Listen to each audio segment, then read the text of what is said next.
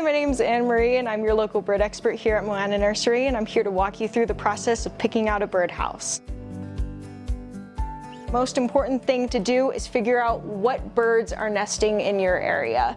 If you have chickadees or wrens, northern flickers or screech owls, those are all a great place to start, and they would all be happy with something like this.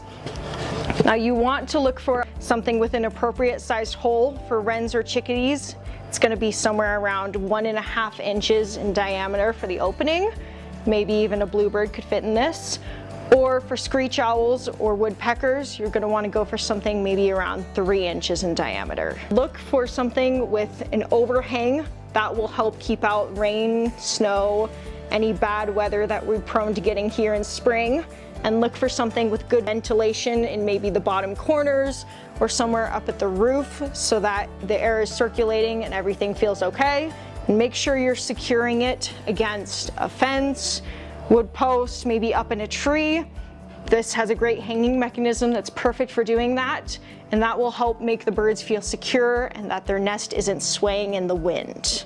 Some people might even choose to scratch up the inside of the birdhouse a little bit, and that will help the fledglings get out of the nest once they're ready to leave.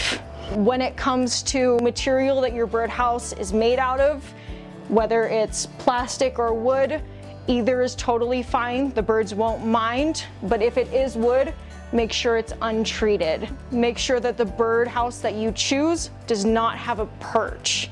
Perches sound great, but they're a great way for predators to gain access to the nest, and that's really something we want to avoid here. If you want to make their lives even easier, you can choose to provide nesting material yourself. We have little nesting balls like this, and it just contains fur, maybe some twigs, and the birds will absolutely fly up to this, take whatever they need, and leave. You can also use moss, you can use dead grass.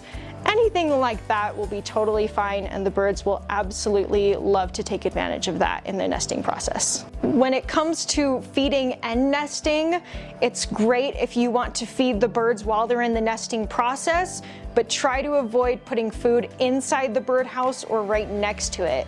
Ideally, we want to give the parents a quiet, peaceful space, so you don't want to put food right next to the house where other birds will come in and potentially disrupt the nesting process.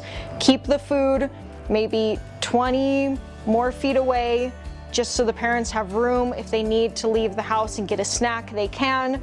Just don't put the food inside the house.